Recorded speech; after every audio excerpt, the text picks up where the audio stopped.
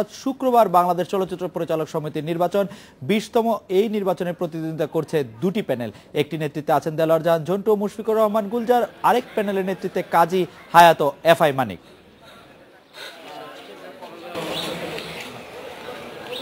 পরিচালক সমিতির ৩৩৬ জন ভোটার আগামী 2015-16 মেয়াদের জন্য পরিচালক সমিতির নেতৃত্ব নির্বাচন করবেন।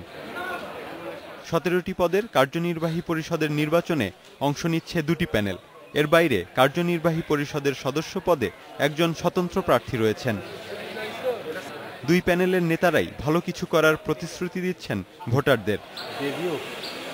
ভারতীয় চলচ্চিত্রের আগ্রাসন, নিম্নমানের চলচ্চিত্র নির্মাণ থেকে নির্মাতাদের বিরত রাখার পদক্ষেপ নিতে চান দুই প্যানেলের সদস্যরা।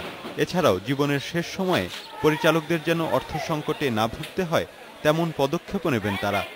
ভারতীয় ছবিগুলো কিভাবে সেন্সর হচ্ছে জানি না, কোর্ট থেকে হয়তো একটা অনুমতি নিয়ে সেন্সর করছেন, হয়তো যেটা হতো না। তবে যে কোনোভাবে হোক আমাদের চলচ্চিত্রে যেন ভারতীয় চলচ্চিত্রে এসে আমাদের চলচ্চিত্রকে ডিস্টার্ব করতে না পারে। ইতিমধ্যেই প্রায় 150 কোটি টাকা আমাদের প্রযোজকরা লস করে গেছে শুধু পাইরেসির কারণে।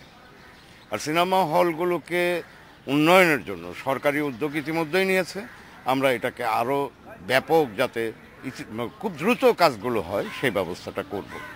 নির্বাচনী কর্মকাণ্ড নিয়মতান্ত্রিকভাবেই চলছে বলে জানিয়েছেন প্রতিদ্বন্দ্বীরা। আর এর সবকিছু তদারকি করছেন 3 সদস্যের নির্বাচন কমিশন।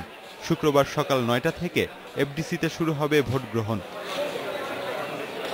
প্রতীক আকবর, ইন্ডিপেন্ডেন্ট নিউজ।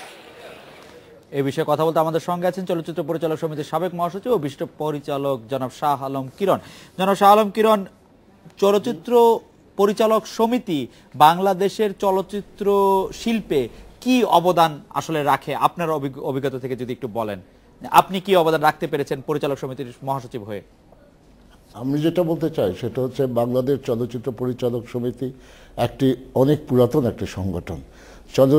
আমাদের বাংলাদেশ চলচ্চিত্র শিল্প যখন শুরু হয় 75-এর দিকে এই সংগঠনটা তৈরি হয় এবং এই বিক্ষিপ্তভাবে এদিকে ওদিকে অবস্থানরত পরিচালকদেরকে সুসংগঠিত করে এবং যুগোপযোগী চলচ্চিত্র নির্মাণ করা এবং প্রত্যেক সদস্যের স্বার্থ সংরক্ষণ করাই হলো এর মূল উদ্দেশ্য।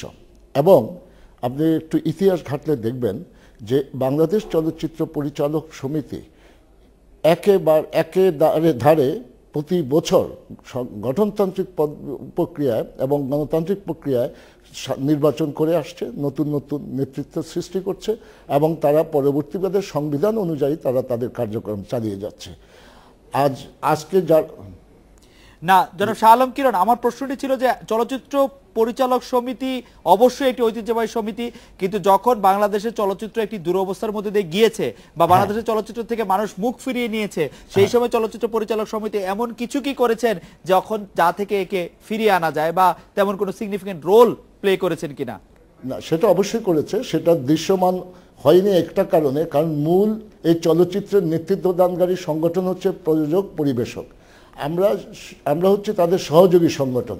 আমরা প্রতিনিয়ত এই চলচ্চিত্র শিল্পের উন্নতির কল্পে আমরা সরকারের সাথে যোগাযোগ করেছি, আমরা দর্শকের সাথে আমরা কাউন্সিলিং করেছি কী ধরনের চলচ্চিত্র তারা দেখতে চায়, আমরা মার্কেট জরিপ করেছি এবং যাতে চলচ্চিত্রের সুন্দর নির্মাণের সুব্যবস্থা থাকে সেজন্য আমাদের এফডিসি কর্তৃপক্ষের সাথে আলোচনা করেছি।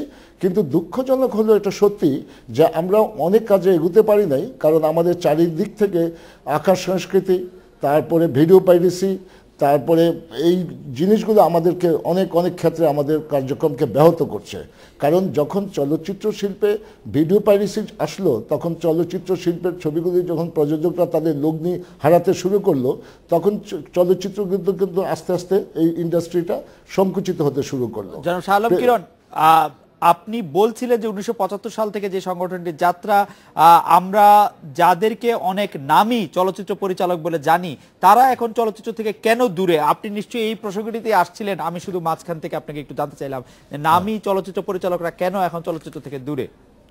এখন যেটা হচ্ছে যে চলচ্চিত্রে যারা এদেশের কৃতিমান চলচ্চিত্রকার তারা দূরে সরে পড়ার কারণ হচ্ছে যে তারা যে যে প্রক্রিয়া ছবি নির্মাণ করে কারিগরির দিক থেকে উৎকর্ষতা দিয়ে, সেতে করে ছবির যে বাজেট হয় এই ব্যয়ভার এখনকার প্রযোজকরা সহ্য করতে পারছে না। কারণ মার্কেটিংয়ে গিয়ে তারা দেখে যে হল কমে যাওয়াতে তাদের ছবির ব্যবসা তেমন হয় না, যার জন্য এই কৃতিমান পরিচালকদেরকে দিয়ে প্রযোজকরা সিনেমা করতে একটু পিছিয়ে রয়েছেন।